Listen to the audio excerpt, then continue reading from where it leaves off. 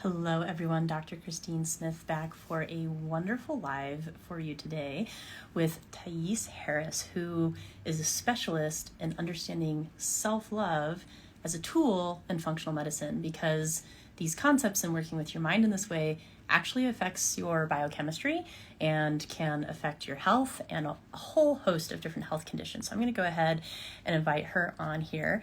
And she is actually a holistic nutritionist who went through essentially for herself, and I'm sure she'll tell you about it a bit, was some skin cancer that she dealt with. And she's now contributed to a book that's all about self-love. Hello, Thais. So nice to see you. I was just kind of telling everyone about you and how you've actually written a book around self-love and gone through your own experience. So I would love if you could just tell everyone a little bit about yourself and how you fell into this, or how you came to this niche and what that journey has looked like and how you fell in love with it. Thank you so much. I'm so happy to be here with you. And yes, I grew up in Brazil and had kind of a very holistic diet. And then I moved to the US when I was 19, and I moved on my own and very quickly adopted a convenience lifestyle of eating. And, I was cooking for myself really for the first time in my life to that degree. And very quickly saw changes in my body and my mood, didn't really feel like myself. So I started studying nutrition just through books and doing my own learning and making some changes. Fast forward to 2009, I worked with a naturopathic doctor, which really changed my life. And at the time I was having a lot of digestive issues and bloating and burping and just feeling like I knew something was wrong. And I feel like even though I had an okay lifestyle, I wasn't dealing with stress. There was a lot that was happening that wasn't optimal, and I didn't really understand how to listen to my body and how to make adjustments in my diet. And so with the help of this wonderful doctor, I saw that nutrition alone took care of all of my complaints and all of my symptoms. So I started studying nutrition, and it was sort of like stepping into the sunshine. At the time, I was a graphic designer and I was an actress, and I was working corporate, in a corporate environment. And I felt like this is really where I need to be. This is the work I need to be doing. And it was interesting to kind of bring some of my experiences up to that point to help me do this work. And then the self-love came after. So I want to just take a pause if there's any comments you want to do before I continue. No, actually, I love getting people's stories and just kind of letting you express like what has brought passion for you into this realm and where did it come from. And I think that's the best way to help people understand these concepts is through, because it almost always comes from your own personal story. So yeah, please continue. Right. Well, thank you. And so right after I graduated, I had a trip planned to Brazil to spend some time with my dad and my parents.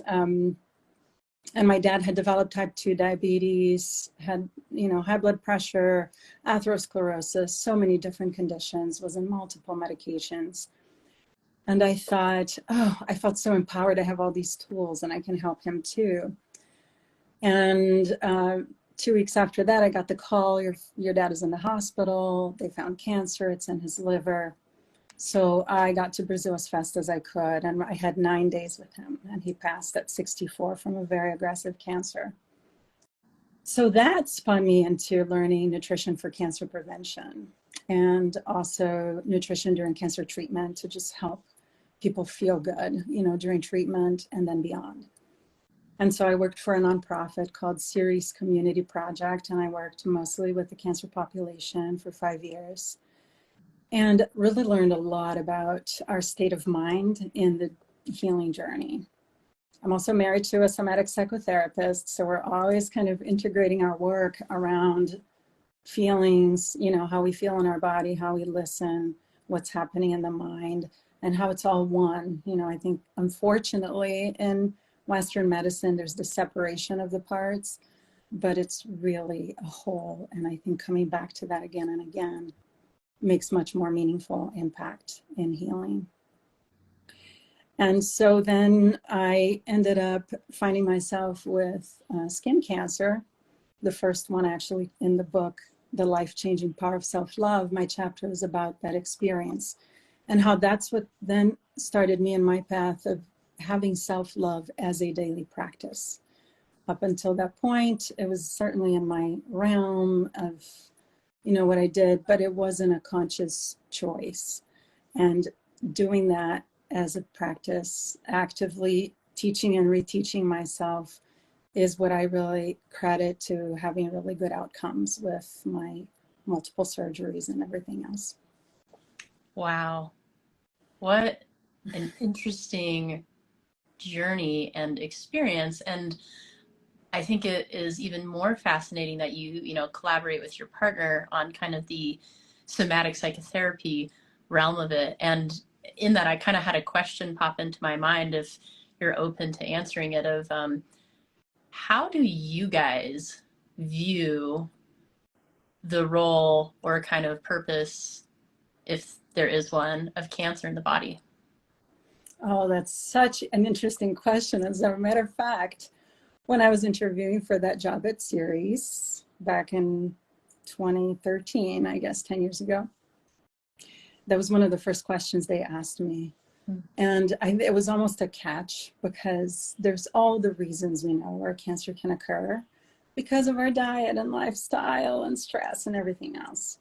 But there is a couple of other things that are more in the like subtle body or spiritual realm, unresolved trauma. I think, you know, I really think about cancer as like, first there's a constriction, and then there is this like overdoing. It's like, and as an overdoer, I can really relate to that something kind of goes off when you're not taking the time to pay attention, like what's the function, what needs to be let go. And I feel like when cancer, like the cells lose function, and thankfully there's so much in our bodies as far as like all of the checks and, you know, multiple ways that we can actually stop a cell from going completely haywire and turning into cancer, right?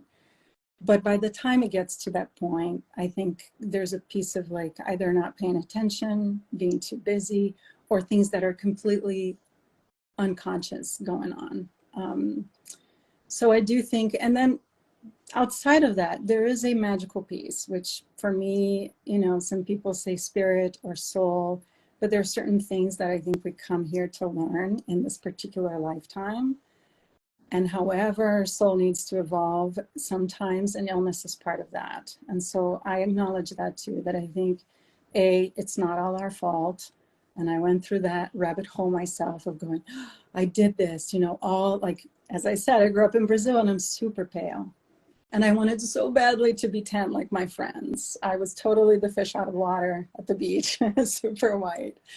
And I got severely sunburned multiple times, but I had to also get out of the blaming myself for it, because that was just draining energy that should have gone toward healing. I think that's a really important point, right? It's like no matter what happens, what condition you're dealing with, you have to make sure to not make your situation worse by beating yourself up about it and like Yes. focusing on your own misery. Hard, easier said than done, but super important for the purpose of chemistry. So, you know, as we're talking about this, and I think we'll dive a little bit more into like how your thoughts are actually chemistry and why things like self-love actually work on a chemical level in the body. But when we're talking about, you know, like metaphors and ways to think of the body, I know that you often use that in your work to help people kind of connect with their body more. What are some of your favorite metaphors that you like using for understanding these concepts and why this stuff matters? Yes. And Christine, are you familiar with NVC, nonviolent communication? Yes. Right. It's an approach that you can use to life. And so I've studied some of that for relationships and then for business. And then when I became a parent, I was like, I really got to figure this out, you know, for parents.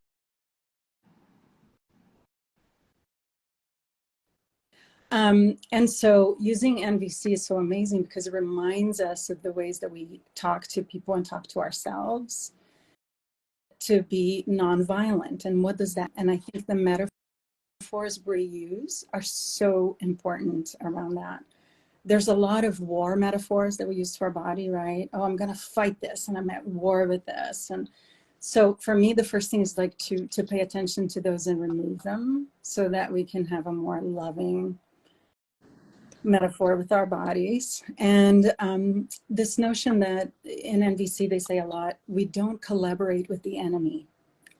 And so what does that mean? When we make ourselves wrong for something and when we're letting that critical mind take over, we actually get less motivated to do anything to our own service because we don't want to collaborate with the enemy. And so if we're seeing ourselves as the enemy and always doing something wrong, and even using language like, I always this, I never that, then we are not going to get into that fun wagon that, if we don't want to be on the wagon, we're not going to get on the wagon to begin with, or we're going to jump off the minute we get on it. So I do like this notion of erasing some of the more violent metaphors and then adding even a metaphor like the wagon.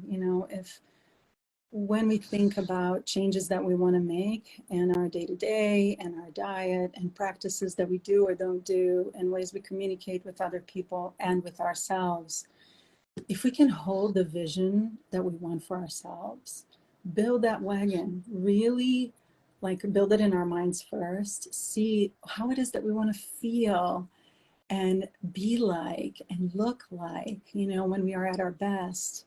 How do we want that to come up? The work of Joe Dispenza talks a lot about this too, right? How we can use our brain and our neurology to really start creating the path in our lives that we want. So the more we can connect to that, then we can build a wagon that we actually feel good being on. And then we're not going to want to jump off of it quite so fast. I think that's so true. Like visualization and having a map of where you want to go. It's one of the most important things. And in my own care with people, if your brain isn't in the right place, it means that your cells can't even absorb nutrition properly. So I'm not going to start you with a heavy nutrition plan if your mind is just completely in the wrong place. So I will often work with mindset with people so that they have this idea of the signals that they want to send their body, which I think is exactly what you're talking about with that of, like what do you want to carry with you in this journey and how do you want to move forward, that approach to things. And I love Joe Dispenza's work. I think he is, for anyone who doesn't know Joe Dispenza, I highly recommend checking him out. He's one of the people contributing to top-notch peer-reviewed research in things like meditation and how novice meditators who have never meditated before can completely alter their gut biome without any other changes in their life in 1 week of consistent meditation. So just understand that the power of what we're talking about right now goes into all of your biochemistry and all of your physiology. And so let's move right into that. Is like, how do you think emotions play a role in biochemistry shifts? And I know there's other wonderful people like Louise Hay, who has a good book called like Heal Your Body. It talks about like the emotions behind different organs. And I know like some of what you had dealt with skin, and like skin is all about like our presentation of ourselves to the world. And depending on what area of your skin is lit up, it can be like how you're presenting yourself or where there is fear. And then there's like affirmations that you can use to kind of shift that mindset. And then that can actually affect the chemistry of those organs. So yeah, I'd love to hear your thoughts on that. Yes, I'm so glad that you brought her up. At 15 years old, I was teaching English at a little school. I did high school in the evenings and was working during the day. And one of the teachers gave me a Louise Hay book, How to Heal Your Life. And I remember it made such a big impact on me at the time. And I didn't know really who I wanted to be then.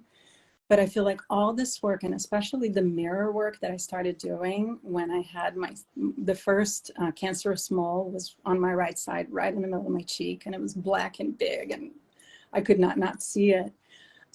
Which really forced this work of like, how do you love, accept, work with what's happening right now and put no stories in it.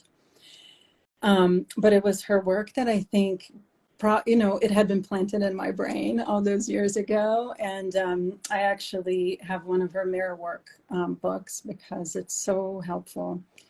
I do believe that we're chemical beings and emotional beings. And so those are tightly related. And what I love about the practice of self-love, there are easy steps we can all do that actually will help us increase that.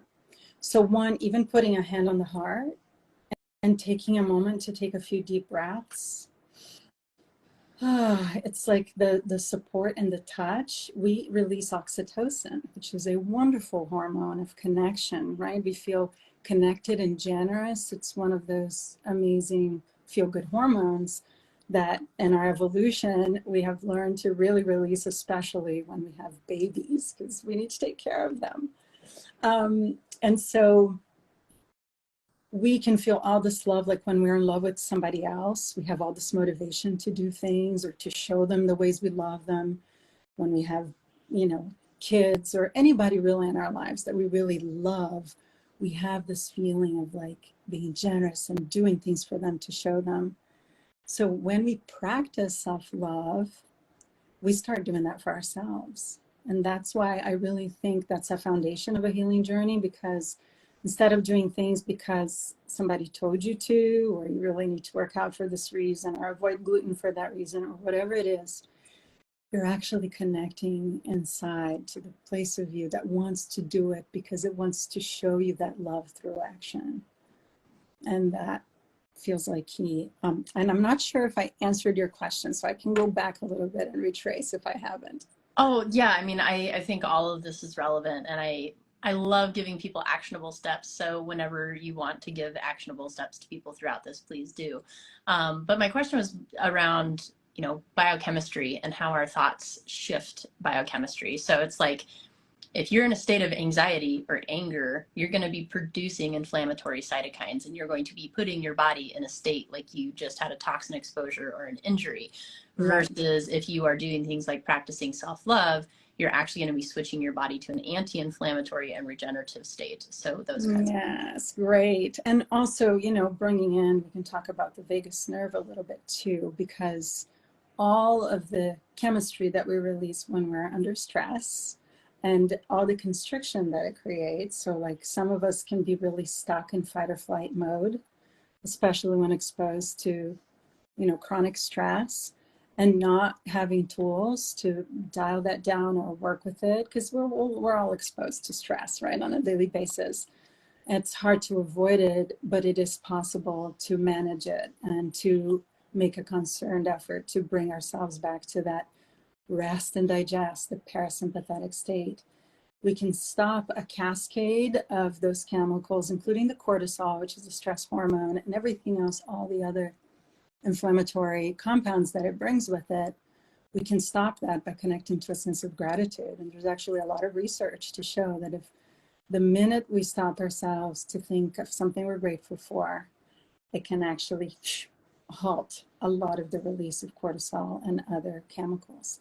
So we really can change our chemistry with our thoughts for the better or the worse. And I think this notion of, even when we were talking about metaphors before, if we're using a lot of like really heavy metaphors and fighting, that can even elicit a sense of stress. And now, instead of charging ourselves and working with our mitochondria, we're actually draining them out, right? If we're beating ourselves up and then using those metaphors. So yeah, absolutely. Go ahead. I was going to say, I love that you're bringing this up, because I think, I was listening to like one of the talks you had done previously, and you're talking about how, the doctor came in the room and they said something along the lines of like, oh, you don't scar well. Yes. And I think practitioners, if there are any practitioners listening, you have to realize how important your word choice is to the biochemical outcomes of your patient. And I think a lot of practitioners, it doesn't quite land. And so this is why, I'll very rarely give people black and white answers, because for me to assume that I know a black and white answer about the body is naive and arrogant, because there are so much about the body that we still don't fully understand. And, when you start to get into the realm of frequency and understanding physics and quantum physics, that's a whole realm that our research is just we can't understand it, and we never really will be able to.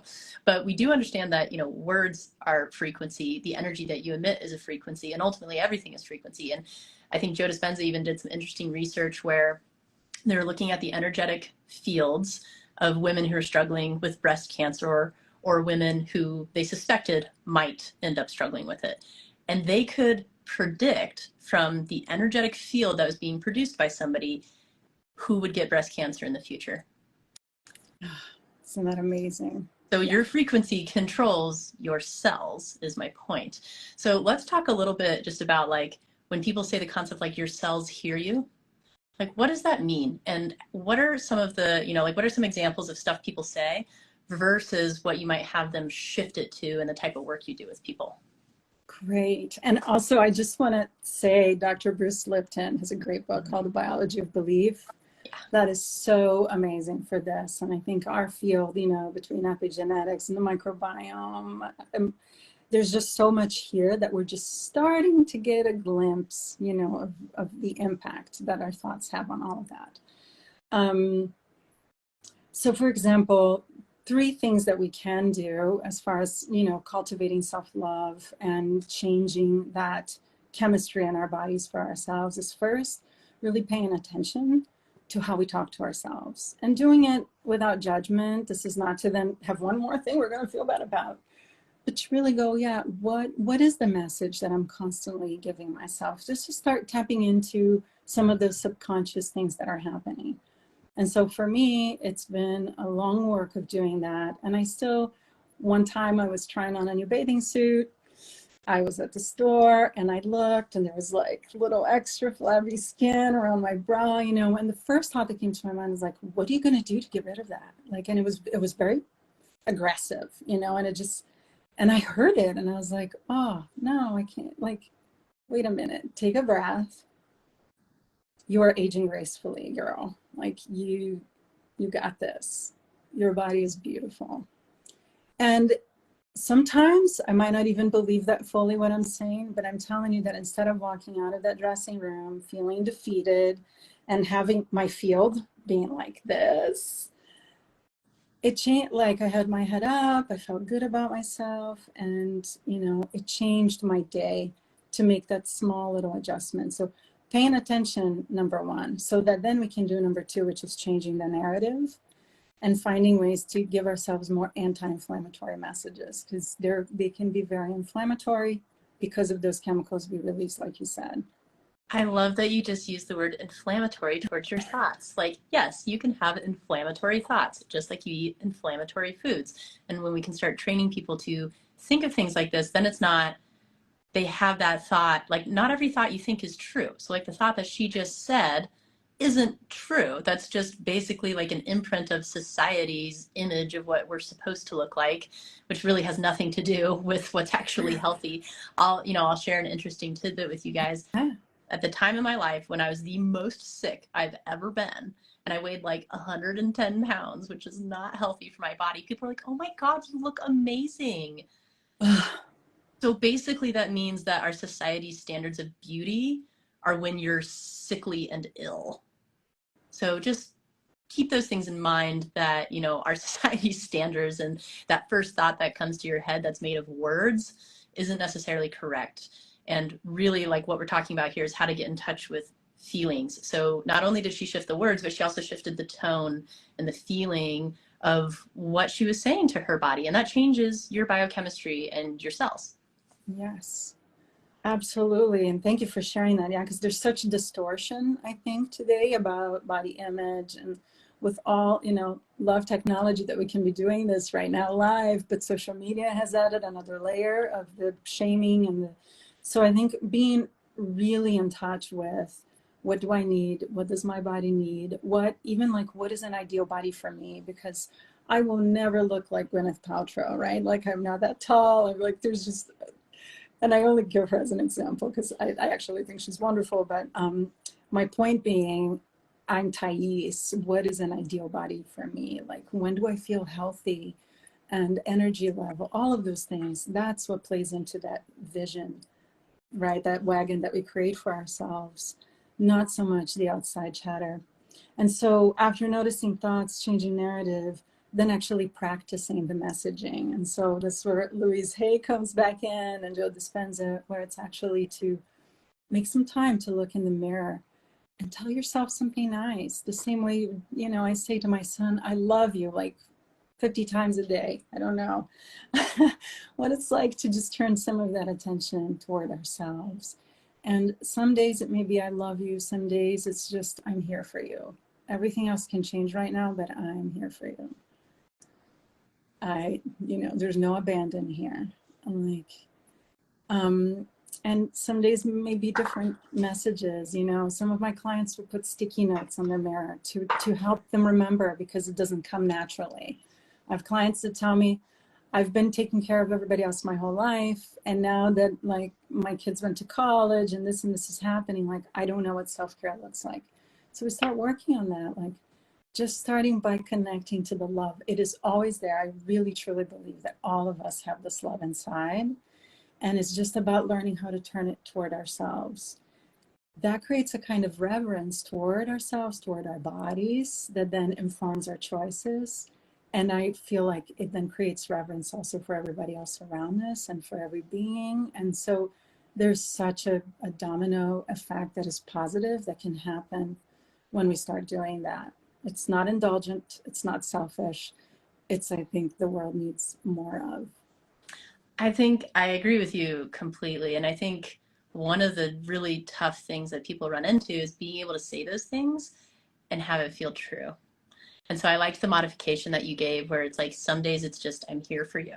And so even, if you can't stand there and tell yourself things that you love about yourself, you can certainly tell yourself that you're there for you.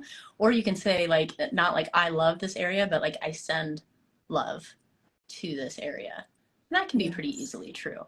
So, if you have a hard time with the concept of self-love and it feels incongruent, we're not saying to just like stand there and lie to yourself, but instead modify your words to find something that can feel true, that is still a form of love. And love just being like a certain energetic resonance and a certain frequency, which is that kind of true, introspective, genuine, authentic, vulnerable type of statement. And like our cells hear everything, right? And Molecules of Emotion, I think, is another book that talks about this. It's so good. It also listens when we're being kind. And so if saying it out loud, maybe even if we don't believe it fully at first, but saying that, like the same way when I was in that dressing room and I said, "You are aging beautifully," there was still some criticism in my, in my looks and how I was saying it, but it just, my body listened. It was just different, getting dressed and getting out of there, not feeling that sense of like, ugh, what are you gonna do? Ugh, just that UGH, that alone, noticing how many times there's that, whether it's like, ugh, you didn't get good sleep last night, obviously, or any of those things, that it can be just so pejorative and so demeaning to ourselves. And so change it. And it might happen again and again, because we've been kind of trained to be critical in that way. So it just takes the diligence of, reaffirming and finding more things that feel good, that when you say it, even if you don't believe it, but you find that like you just grew an inch taller, you're on the right path. And, you can even say stuff to your body that you want to happen. So if you can't believe it because it hasn't happened yet, you can be like, body, I want you to heal in a way where we have boundless energy. And then you sit there and you think about what that would feel like. And you like see yourself exercising with all the energy in the world. Or you can be like, I want you to heal in a way where we're completely free from GI pain. And one of the tricks with the subconscious mind is it does not understand the negative. So instead of saying, I want to live with no pain, or I want to live without fear, you'd say, I want to live pain-free, or I want to live with courage. And so you shift it into the positive form of the statement, and that is how your subconscious mind and your chemistry can get on board with that. Because if you say, like, don't think of an elephant, don't think of an elephant, don't think of an elephant, of course you're going to think of an elephant. But but it doesn't understand the negative. The subconscious just gets the action. So word it in a way where you can actually have an action. That is so important. So both the don't, because that, don't do this, and like that, what we resist persists. And so putting the don't in front of things is just going to bring it to mind. So I absolutely agree with you. And even those reminders of like, I'm here for you. I make great choices. I love that one, because that's one that I think a lot of people can do without questioning it. you know, and sometimes asking questions like, wow, how am I so lucky? And how is this so amazing? How is this day so wonderful? Then you're not giving your brain a reason to say, no, you're wrong. Or like, it's just like an open-ended thing. But this notion of saying like, I make good choices, I support my body, I can connect with vitality. There are many different things that we can actually say that will sound maybe more authentic than just saying, I love you, you're amazing. Yep. I was working because I do some subconscious work with clients through like Psych K, which is a thing Bruce Lipton really likes too. And I was working on a statement with someone the other day, and her statement was, I have the willpower to avoid things that are toxic for my body. And so it's like, that can be another good one. Or, you know, even if you're in like the depths of despair of like your complete like dark night of the soul and you're the sickest you've ever been, you can go inward and be like, body, thank you for managing this. I know we're struggling, but like, thank you for what you're doing. And that can even be when you're at your absolute worst. And that shift of like realizing that your body's working on something, because really it's like this best friend that's gone through a huge trauma. And you would never tell Mm-hmm. like your friend that just got hit by a car to go run a marathon and like be a jerk to them. You'd be like, it's okay, Yes. take it step by step. Rest today, like drink some water. Do you need some soup? Like that's how you would work with that friend, right? And your body is the same way. Yes. It's like if you are in your throes of like the worst health journey of your life, Exactly. you have to honor your body like it's your best friend that just got injured, because that's really just what happened. And now it's working on healing these things. And if you can instruct it where you're like, okay, I would like you to focus on the nausea today. Like, can we get the nausea feeling a little bit better? Like, I'm so grateful that you're working on this nausea, and I'm feeling less nauseous today. Whatever it is, like there's a whole bunch of stuff that you can work on. Or like with, you know, your skin, like what were some of the thoughts that you told your skin in your journey of healing?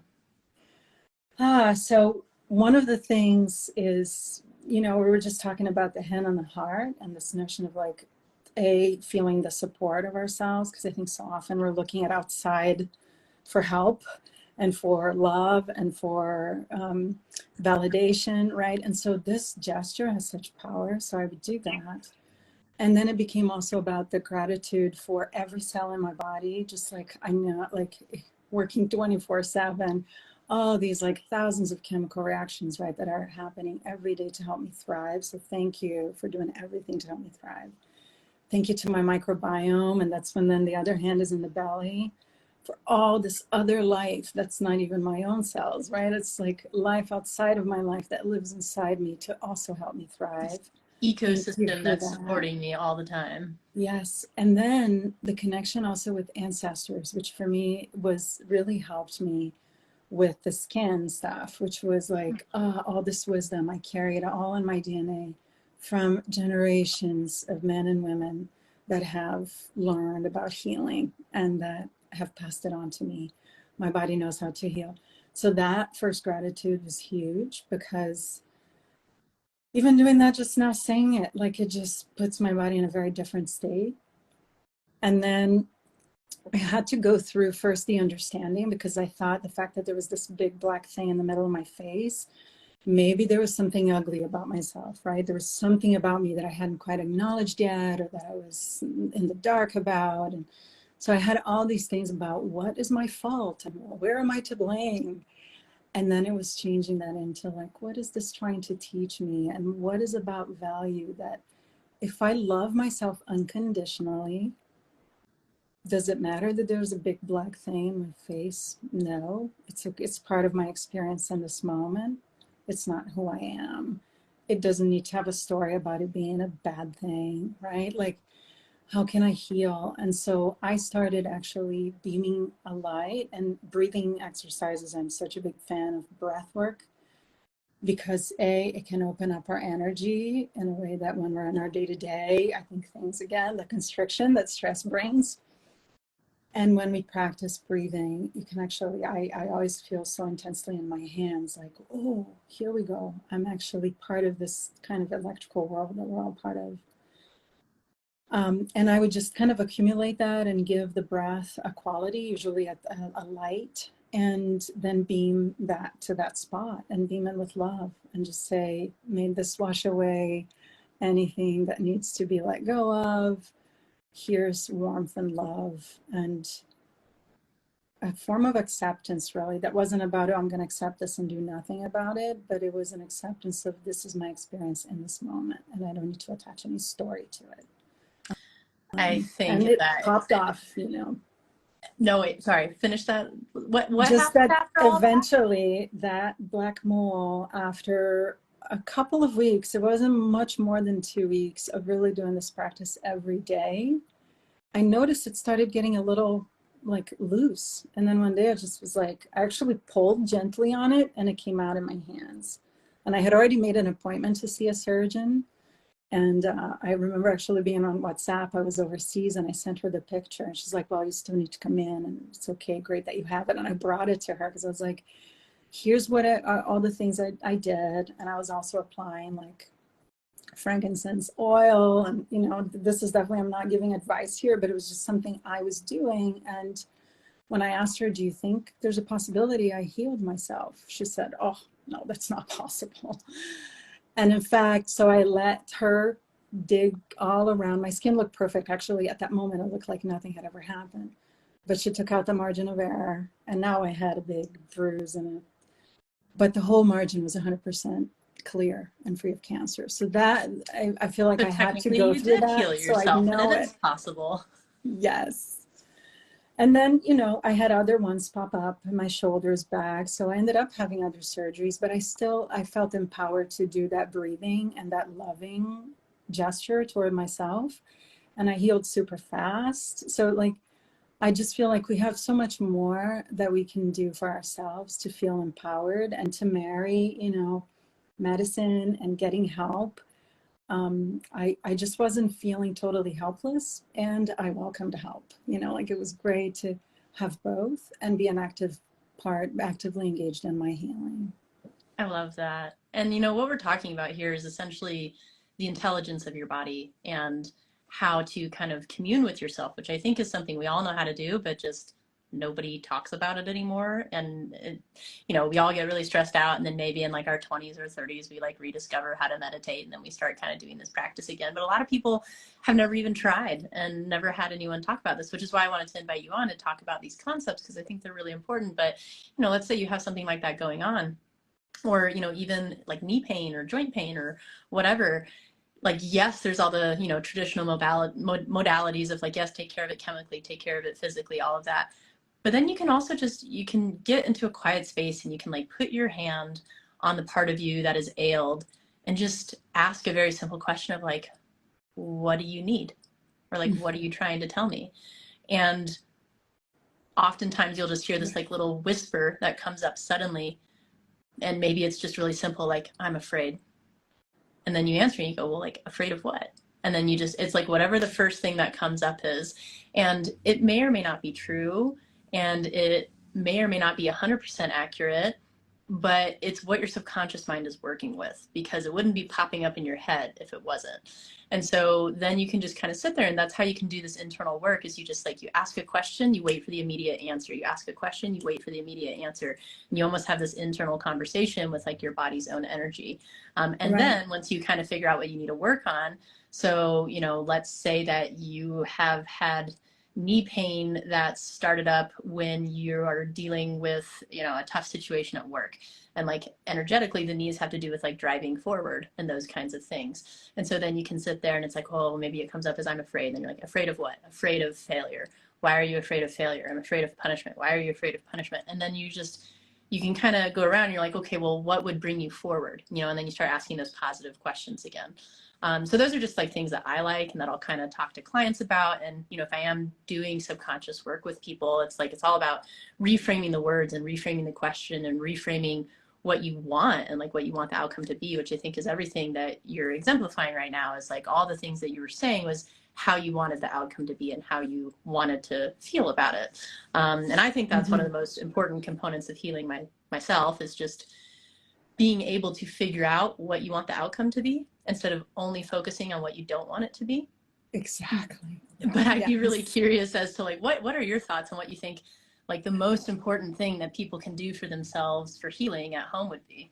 Mm. So this notion of listening, taking the time to be with ourselves and to do something that's really nourishing. If we're up for maybe, I don't know, 16 hours a day, what would it be like to take 10% of that time? If that feels like too much, then 5% of that time, it's like less than an hour, to have a practice that's about not the like, oh, I need to work out, or I need to do this for my heart, or I need to, but like, what does my body really need? And maybe that'll be joyful movement, it'll be breathing, it'll be journaling. I mean, there's so many different ways that if we just get curious to listen, that we will find like what that nourishing activity is that allows us to reconnect with a sense of well-being, with a sense of love, and really taking care of ourselves.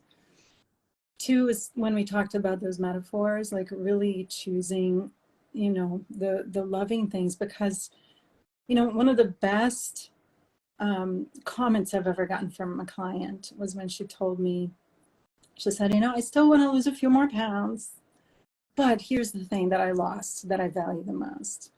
I lost my self-loathing. She said, I don't carry that weight anymore. And I was almost in tears, especially the way she was saying it, because I felt like that was draining her batteries so much that just working on that piece, I was totally comfortable with her, like just finding her way to actually really embodying her ideal body and whatever that meant for her now, with more clarity and without the self-loathing. So really understanding that beating ourselves up is not going to make us do better next time, because I think sometimes that's why we do it, right? Because we think, oh, if I beat myself up enough, I'm not going to make this mistake again. But it just puts us into this weird cycle of shame and blame, and then wanting to escape it. And so I think loathing and hate blocks healing, and we want to really love the body we have so we can have the body we love, right? I'm probably read this somewhere, but I like that a lot. And so choosing that kindness, especially towards ourselves, because that will be anti-inflammatory and can help us in any journey. Yes, because when we start talking about frequency, right, all of your emotions have frequency, and guilt and shame and hatred are the lowest frequency vibration emotions, versus gratitude and love and peace are the highest frequency emotions. And when we're talking about frequency, really it comes down to energetic resonance. And so it's the idea of like when you're at a higher frequency, the signal comes through more clearly, versus when you're at a lower frequency, you're kind of operating with static. And that is why your body can get confused if you're always kind of existing in low frequencies. It's like all its signals are being sent with static, versus when you're operating in a higher frequency, the signals are much more clear and your body knows what to do and knows how to repair. So it's just And like a others, yeah, go for it. but others pick up on it too. I can think of also many a situation when we, if we can connect to that self-love and they're like, I'm here for you unconditionally. Like, yes, you're going to make mistakes today, or you're going to fall and get up and whatever. And it does, at the end of the day, I'm here for you. Like, I really making a pact to love ourselves unconditionally. It changes how we step into places. And I know that even practicing this and being in certain groups, or going into like gatherings where there's history of like weird relationships or family dynamics or whatever, if I go in feeling any of the like, oh, I made a mistake, I messed things up, I'm bad, any of the shame stuff, you go in and I think you exude that, and like people pick up on it and you can't quite connect, versus then going in, making that decision to love yourself unconditionally and walking into the room. And there's a magic because people respond differently, when you come in whole, not needing anything, not needing to make changes, but just really being in yourself. Like, it really changes how the room reads us, right? And how we relate. I also just saw something recently that said the highest vibrating emotion is authenticity. And your authenticity can also be in a time of like things not going exactly correctly. So, like let's say something happened, you can show up to someone and authentically be like, oh, like I didn't realize this and I made this mistake, but let's move forward. And it's the acknowledgement of that, but you're focusing on the positive. And and I know, like, as I've aged and stuff in my own years, it's like stuff that used to really embarrass me, I now just kind of like okay, like whatever, and you just kind of shake it off. And like I was doing a speaking pitch for someone once, and they go, well, that was terrible, and I was like, okay, yeah, thank you, what would you do to improve it? And we just like moved right past that, right? We moved right past the shame. And I think understanding yourself in an authentic way and starting to do these self-love practices is what allows you to come from that place, so that no matter the situation, even if it's gone wrong, you can show up authentically. And like, I know one of the other things I learned for myself is, it's, you really have to play with words and statements, because words are clunky and they're confusing, and especially English. Like, English is a really complex language and words have a ton of nuances. So getting the statement right for yourself, like I was trying to figure out at one point when I was going through my own health journey, of just, where to place trust. And I was having a hard time placing trust in myself, because it's like, some of the decisions I had made caused some of the stress I was dealing with. And I was having trouble trusting the universe, because I kept just kind of getting the stress points laid on. I was having trouble trusting other people, just because, sometimes things don't go the way you expect. All of those things are expected and a part of life, and it's okay. And so instead, the place that I put my trust was in my own resiliency. I was like, I will trust my ability to figure it out, even when I mess it up. Oh, And so that's I so think that's a good place to be able to put it. So I don't know if you've had any realizations like that for yourself, where you're like, this was like a key thing for me that you'd want to share with people or anything.